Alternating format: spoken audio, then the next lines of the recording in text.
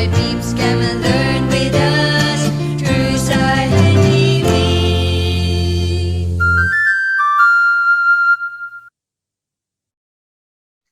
Hello, good day dear students. Our topic for today is all about quantum numbers in general chemistry STEM 11. My name is Sir Andrew M. Pamero, Instructor 1 of Romblon State University, Laboratory Science High School. Quantum numbers are numbers used to determine the probable location of electrons in atom. The four quantum numbers are principal quantum number, symbolized by n or small n. Second quantum number is secondary quantum number, symbolized by L. Third is magnetic quantum number, or M sub L. And the last quantum number, or the fourth, is spin quantum number, symbolized by Ms. What are these quantum numbers? These quantum numbers, the principal or the first quantum number, the principal, symbolized by small n, determines the main energy level of an orbital and determines orbital size. Its shape is sphere. It can have values of n is equal to 1, 2, 3, and so forth. The second quantum number is secondary or angular quantum number, symbolized by small letter l. It describes the shape of the orbitals or subshells or sublevels. Its shape is dumbbell. It can have values of orbitals s is equal to 0, p is equal to 1, d is equal to 2, f is equal to 3, g is equal to 4, h is equal to 5. The third quantum number is magnetic quantum number, symbolized by m sub l. It describes the orientation of the orbital in space. Its shape is clover leaf, can have the values s is equal to 0, p is equal to -1, 0, +1, d is equal to -2, -1, 0, +1, and +2, and f is equal to -3, -2, -1, 0, +1, +2, and +3. The last quantum number is called the spin quantum number, symbolized by m sub s. It describes the spin orientation of electrons in specified orbital. It can have the values +1/2 for spin up and -1/2 for spin down. There are steps in assigning quantum numbers for each electron. Example, write the four sets of quantum numbers of fluorine with atomic number 9. Step 1, distribute electrons. We will use the Aufbau building up principle that states that electrons are added one by one to the nucleus to build up elements by filling up the orbitals from lowest to highest energy levels. The mnemonic device for electron configuration can be seen below, which is 1s, 2s, 2p, 3s, 3p, 4s, 3d, 4p, 5s, 6p, 7s, and so on and so forth. Example for fluorine, atomic number 9, the electron distribution or configuration using mnemonic device below is 1s2, 2s2, 2p5. Step 2, we will use boxes to symbolize orbitals and arrow up and arrow down to symbolize spinning electrons and follow the Hund's rule.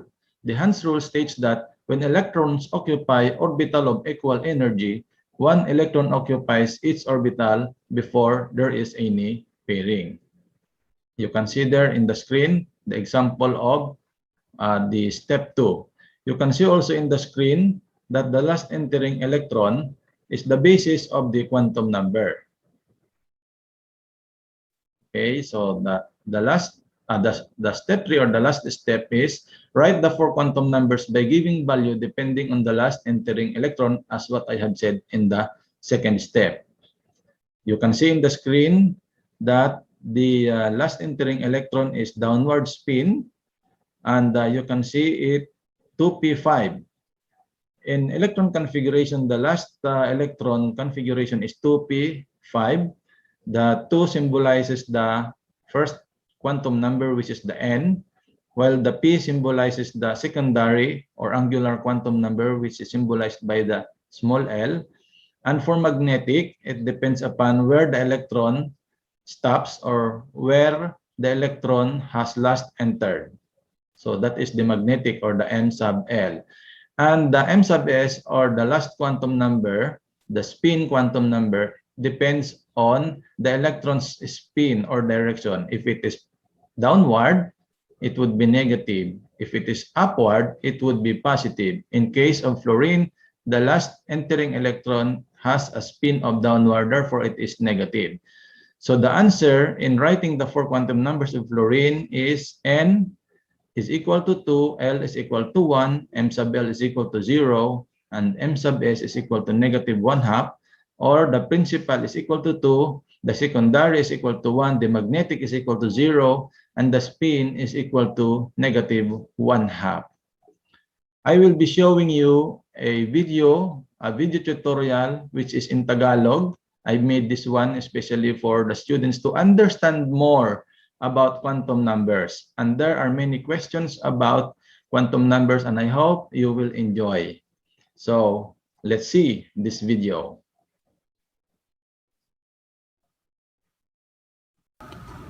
Quantum numbers ang ating topic. Ang mga quantum numbers ay 4.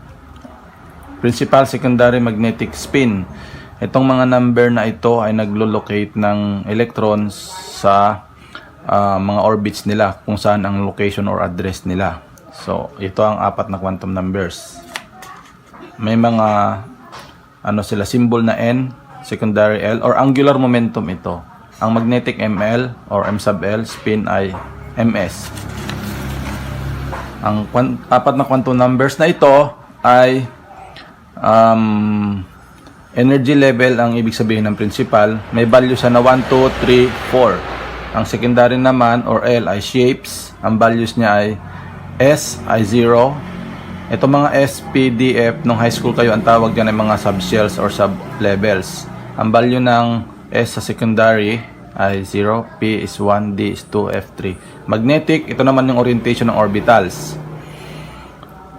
May value siya na S 0, sa P ay negative 1, 0, positive 1, D, negative 2, 1, negative 1, 0, positive 1, positive 2, F, negative 3, negative 2, negative 1, 0, positive 1, positive 2, positive 3. May mga boxes ito or orbitals na sinasabi. Ang P ay 3 ang orbitals niya, negative 1, 0, positive 1. Ang D ay 5, kaya ganyan ang values niya. Ang F, ang orbitals niya ay 1, 2, 3, 4, 5, 6, 7, 8. Mamaya explain ko sa inyo. Ang ika-4 na quantum number, spin, ito na may direction ng electron. Pag pataas, ang value niya ay 1/2. Pag down, ay negative 1/2 pag spin down. Okay? Bago nyo maintindihan ng quantum numbers, kailangan mag-review tayo ng electron configuration. Natatandaan nyo pang high school kayo, tinuruan kayo ng teacher nyo sa chemistry ng pag-distribute or configure ng electron, at ito siya. Okay, paano nangyari itong mga 1s2, s2, p3s na ito? Ito siya. Pag-distribute ng electron, kailangan tandaan nyo rin na ituro na ito ng teacher nyo noon na ang S, ang maximum allowable na electron na pwedeng ma-accommodate ay ng bawat sublevel or orbital ay 2, P6, D10, F ay 14. Okay, so paanong nangyari ito? Paanong nangyari itong ganito? Ay dahil sa Aufbau building up principle. Ito siya. Yan. Paano nangyari itong mga ito? Ay dahil dito. So, gumawa na ako ng papel. Itong mga nandito ay ilalagyan na ng S. Ito yung S sublevel or subshell. S, S, S, S, S. Ito naman dito ay P. P papunta doon ay D. So, ito ay D. Ito ay P. Ito ay D. P. Puro P pababa para hindi kayo malito. D.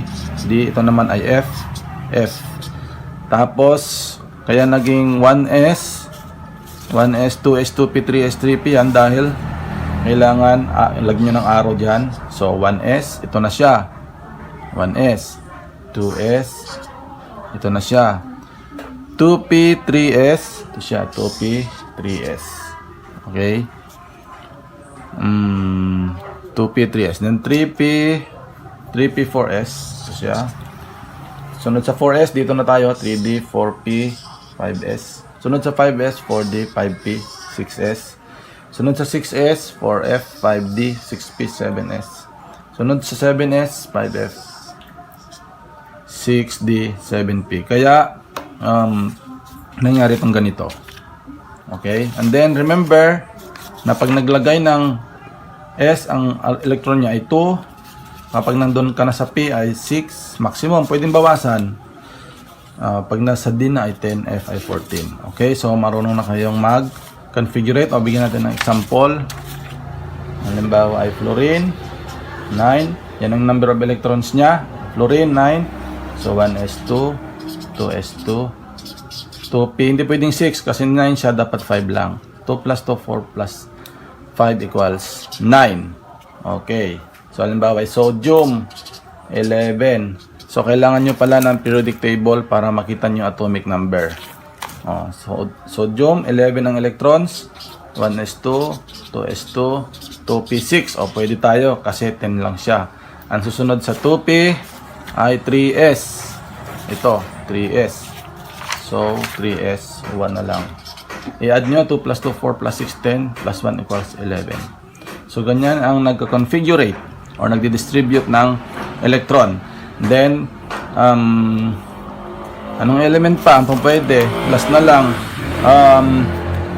Halimbawa, itong 15, potassium, phosphorus. Phosphorus, 15. 1s2, 2s2, 2p6, 3s2. Sunod sa 3s, 3p. Add 2 plus 2, 4 plus 6, 10 plus 2, 12.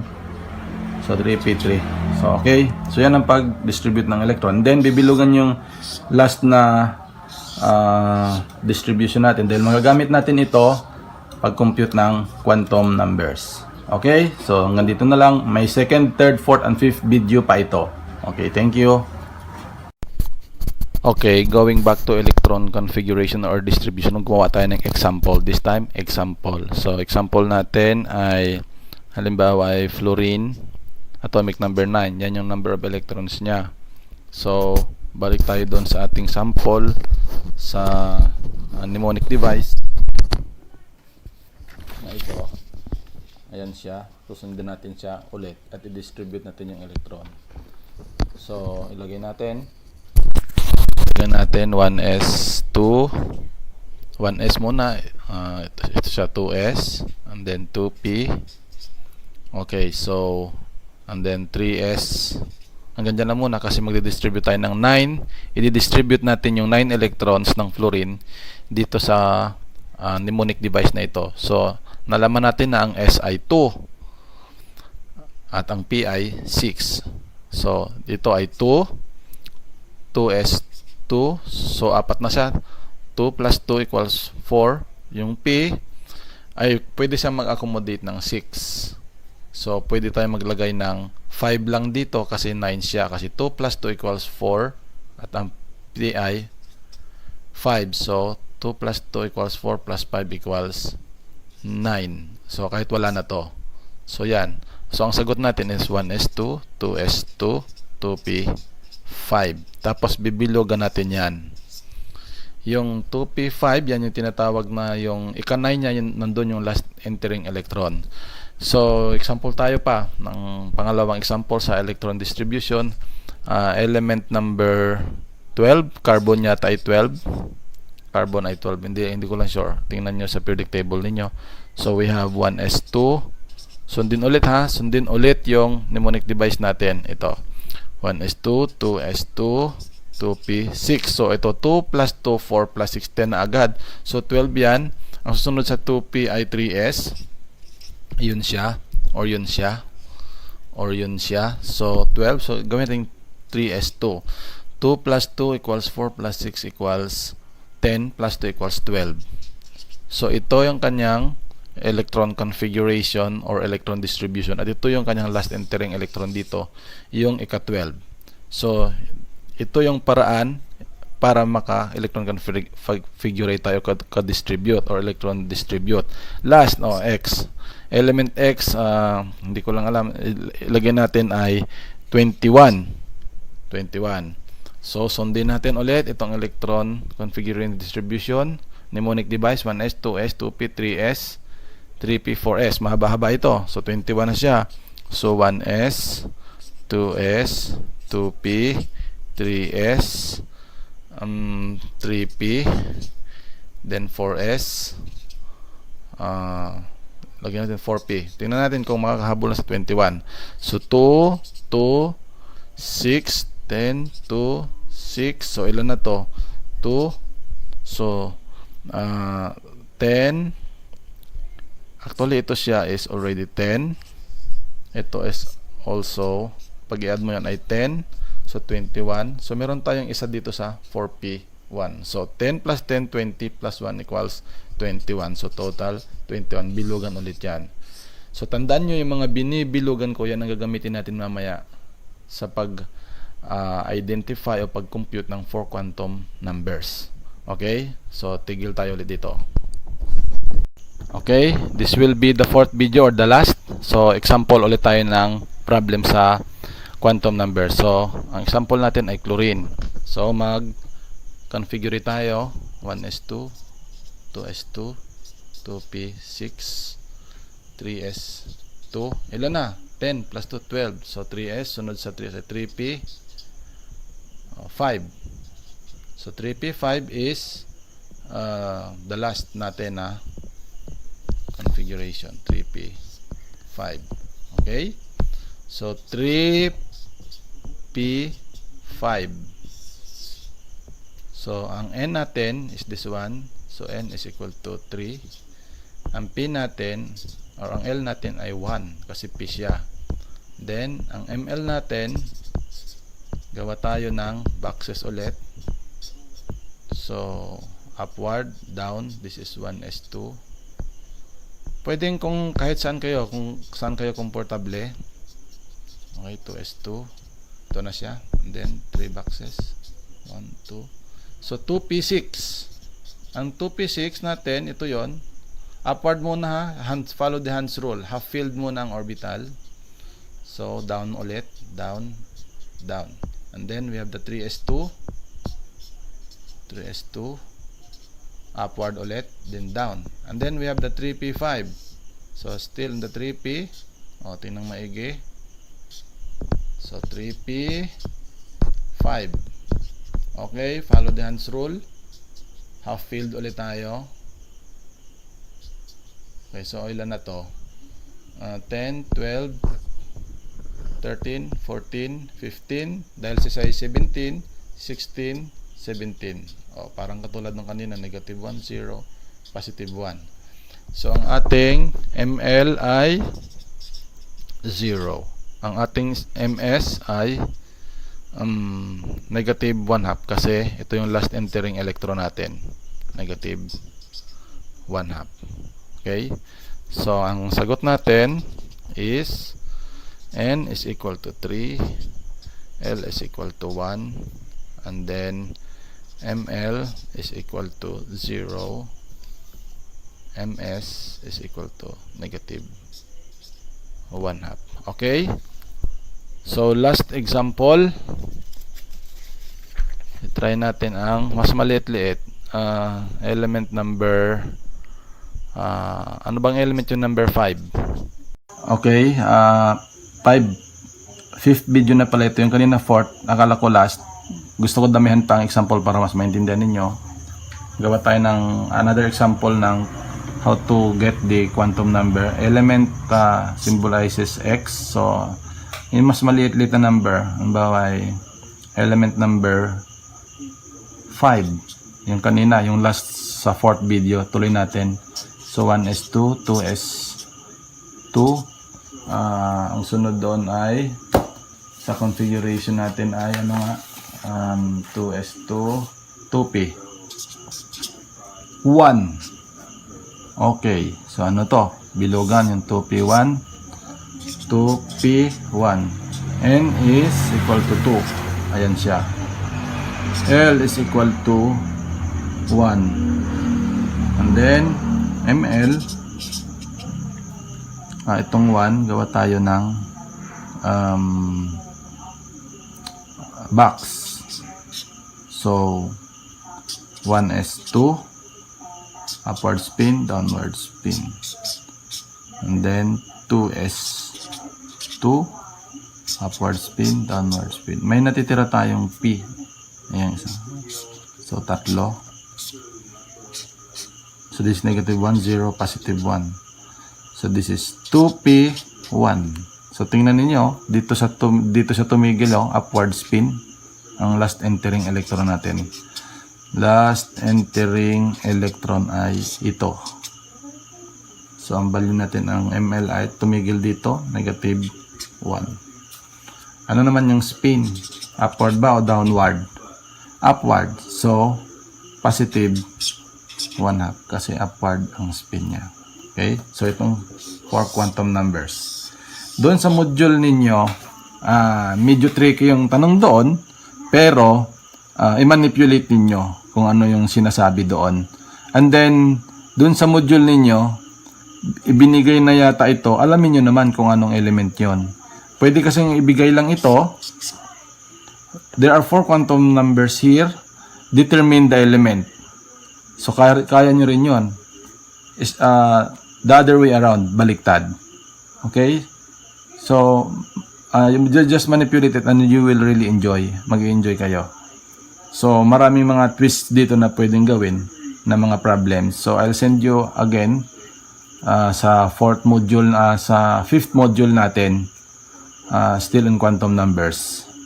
Okay? So, hanggang dito na lang, students, and you repeat the playing ng 5 video para mas maintindihan nyo. Kung hindi nyo maintindihan, mag-PM lang kayo sa akin or magtanong sa group chat. Okay? Thank you.